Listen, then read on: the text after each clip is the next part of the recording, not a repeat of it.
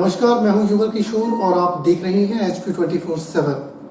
भाजपा मंडल नाहन ने विधायक डॉक्टर राजीव बिंदल के नेतृत्व में स्वर्गीय विधायक नरेंद्र बरागटा को श्रद्धा सुमन अर्पित किए। एक सूक्ष्म श्रद्धांजलि सभा में नरेंद्र बरागटा को भाजपा नेताओं ने श्रद्धा सुमन अर्पित करते हुए 2 मिनट का मौन रखकर उनकी आत्मा की शांति के लिए प्रार्थना की। भाजपा के वरिष्ठ नेता एवं स्थानीय विधायक डॉक्टर राजीव बिंदल ने कहा कि भाजपा ने एक जुझारू नेता खोया है। हिमाचल प्रदेश के किसानों बागवानों के लिए संघर्षरत नरेंद्र बरागटा का निधन प्रदेश की राजनीति में एक शून्यता छोड़ गया है।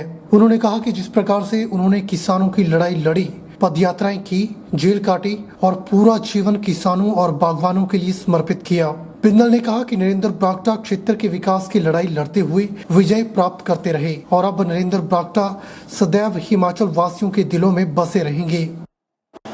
एक बहुत बड़ा बागवानों का हित चिंतक खोया है। भारतीय जनता पार्टी ने एक डेडिकेटेड वर्कर, एक जुझारू नेता खोया है। श्री नरेंद्र बरागटा के रूप में बागवानों के लिए संघर्ष करने वाला ऐसा नेता और भारतीय जनता पार्टी का शिमला पार्लियामेंट्री क्षेत्र का श्रेष्ठ नेता आज हमारे मध्य नहीं है। यह क्षतिपूर्ति असंभव है।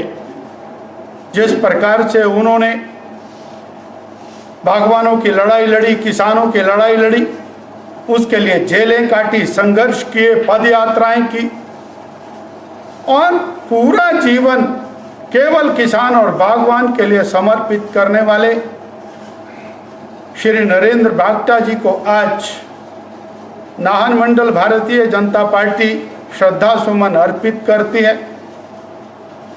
और जो कमी उनके जाने से हुई है उसकी प्रतिपूर्ति करना असंभव है। हम उनकी दिवंगत आत्मा की शांति के लिए प्रार्थना करते हैं, साथ ही उनके परिवारजनों को शक्ति मिले, ऐसी प्रभु के श्री चरणों में प्रार्थना करते हैं। नूरपुर की दिव्या शर्मा में युवा पीढ़ी को आगे ले जाने का जज्बा है और वे नाम मात्र फीस में कोचिंग देकर युवा पीढ़ी को आगे ले जाना चाहती है। दिव्या मात्र 24 वर्ष की है और उनमें कुछ खास कर गुजरने की तमन्ना है।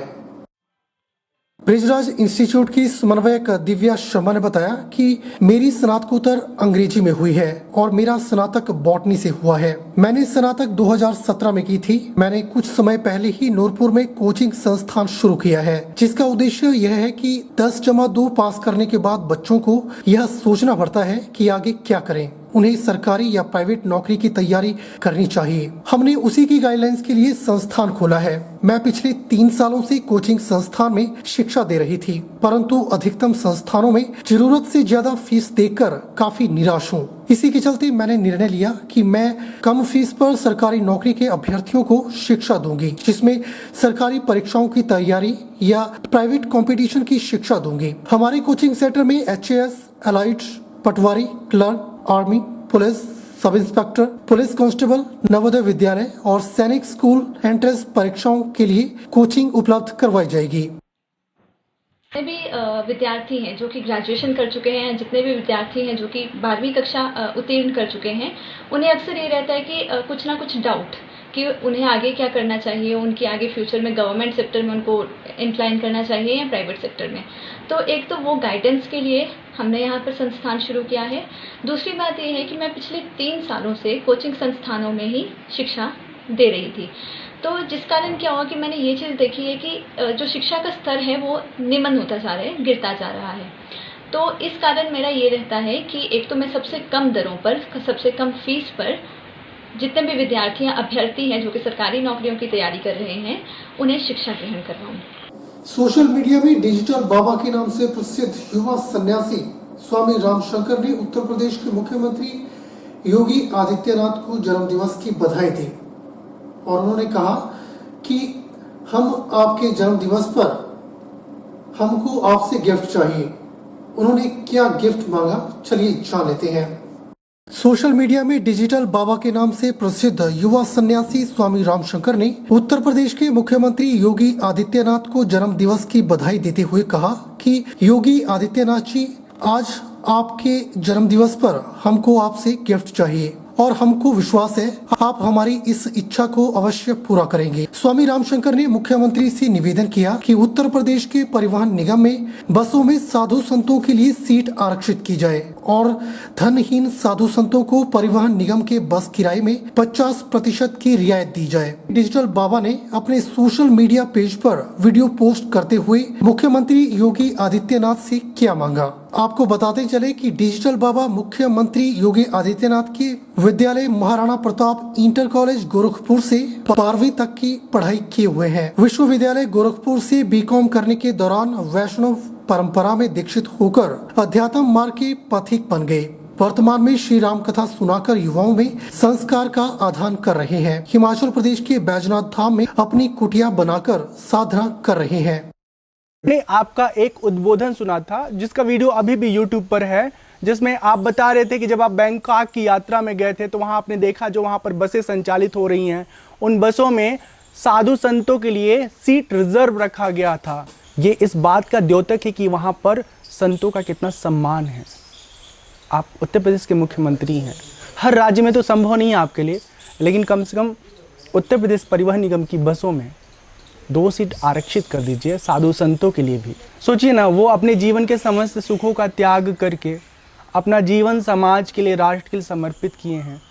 क्या उनका इतना भी अधिकार नहीं है कि जब वो देश हित के लिए एक जगह से दूसरी जगह जा रहे हैं, धर्म के प्रचार के लिए, संस्कृति के प्रचार के लिए, तो उनको ससम्मान हम अपने परिवहन निगम में स्थान दें, एक जगह आरक्षित करें।